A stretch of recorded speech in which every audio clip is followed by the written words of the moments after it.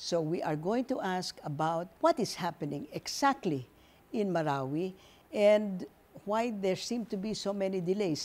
Tatanungin natin sa kanya yon because katatapos lang yung first anniversary of the liberation of Marawi. So at that time, October 17, although liberated already, meron pa rin labanan. So we could not come in sa area.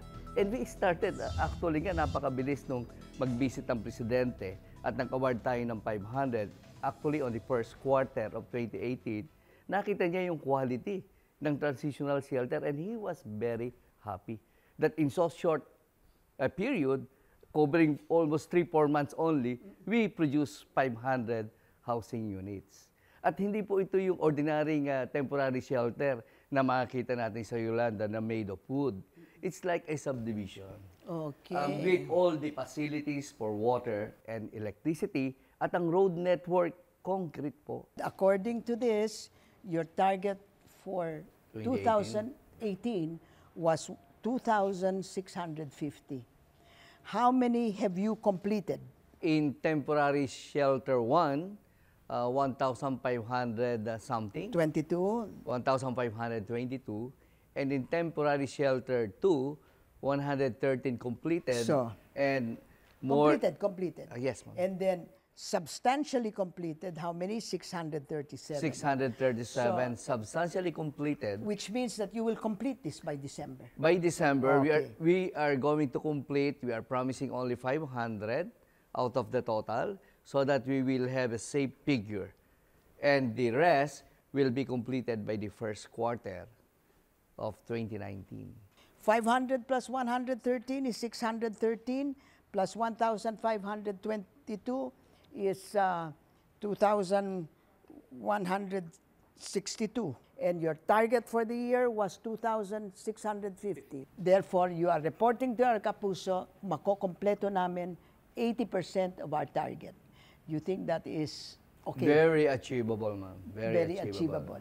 In November 2017, there were 77,000. Yes. In January 2018, there were 72,000, 73 and 72,000. In September, there were only 11,000. What happened to these people? Bumalik na po dun sa mga barangays na hindi naman na-devastate. Ayon. So nagbalikan na sila sa 72 barangays kasi ang talagang affected lang 24 Alright. barangays. Now, itong mga nasa evacuation centers, iba yon. Iba po yun. Alright. There were 4,000 in the evacuation centers. Then they became 3,300 and ngayon naging 818. Ayan. 812, ma'am. 812. 818 to 3 weeks ago. Okay. But 6 families left the evacuation center already. Without having to go through a transitional housing. Most likely, they are now in the transitional shelter. All right. So this 816, you say will be 812 will be accommodated with these 533 500 houses. this last quarter, December, and the remaining will be in the first quarter of next year. So sinasabi nyo, ang internally displaced persons evacuation sa centers. ay Totally, ma-accommodate. 100%. Pero yung internally displaced centers na home-based, meaning to say in the relatives, hindi nyo problema yon. Some of them will be accommodated. Sa Philippine Development Plan, meron mga targets na sineset ng mga iba-ibang agencies. And the Philippine Statistical Authority monitors these targets. Sinabi ng Philippine Statistical Authority na ang inyong grupo, yung HUDCC, was the most underperforming kasi hindi nakakamit any of the targets for 2017. Bakit kaya hindi nakamit? Because the findings or the statistical findings is not accurate. They started with January to November figure only. They did not include 1 month, and that is the month of December.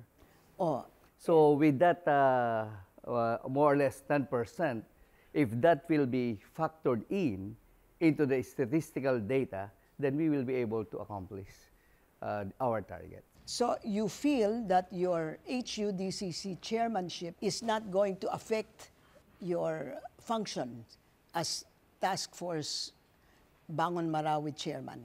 I think it complements. Mas nadadagdagan, ma'am, kasi one of the major sector outputs is housing settlement. Yes. And that is very important. Sa pahayag na pinadala ng Philippine Statistical Authority o PSA, ang inilabas nilang datos ay base sa isinumiting latest data available for 2017 ng HUD-C. Ang sakop ng kanilang pinadalang datos ay hanggang November 2017. Hindi umano kasama rito ang datos para sa buwan ng Disyembre. Kailangan daw muna itong isumite ng HUD-C sa PSA para mabago ang unang report. What about the fact that according to the armed forces, most of that area is that is owned by the armed forces? Yes, ma'am. nako. Of the 8,000 hectares of Marawi City, 2,000 hectares were given to the armed forces as a military reservation. All right. 2,000 hectares. Okay. Now, you will now be able to see yung magnitude ng problem ng land ownership. Despite na 2,000 ang pag-aari as military reservation by the Armed Forces of the Philippines, ang marirecover lang ng armed forces is about 50 hectares.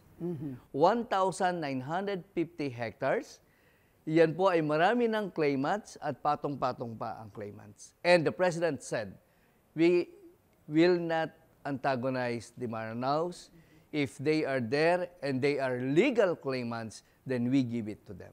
So the army is only going to keep 50 hectares. 50 hectares. Where are these 50 hectares located? Nowhere near the central business district, I hope. Oh, there is an Agus River. On the eastern portion is the most affected area. It's in the eastern portion. You're saying that the army is not trying to take over from, because this is what is coming up, is not taking over from Marawi what it's supposed to have taken, 2,000 hectares. It's only taking 50 hectares, 50 hectares. which has no claimants or may claimants. It's pa rin. because there is military presence. You mean to there say- is a brigade headquarters there, and it spans That is only 50 hectares. That is all. So they're not trying to get the rest. Okay. That was the That's instruction very of the good. President. Very We give good. it to the people. Yung ang ating gagawin na military base na nagkaroon na ng groundbreaking as early as January last year, until now, ma'am, hindi pa nasisimulan. Dahil nagre-resist yung mga landowners. And they were asking us tremendous price per square meter from 2,000 to 10,000 per square meter. Where in fact, the cost of the land in that area would not even be 100 pesos per square meter before the seeds. So malaki po ang nagiging ground situation, ang ground reality. Kung titingnan po natin, para bang madaling gawin. Pero ang kailangan po natin dito yung patience, determination, para matapos natin talaga yung lahat ng requirement.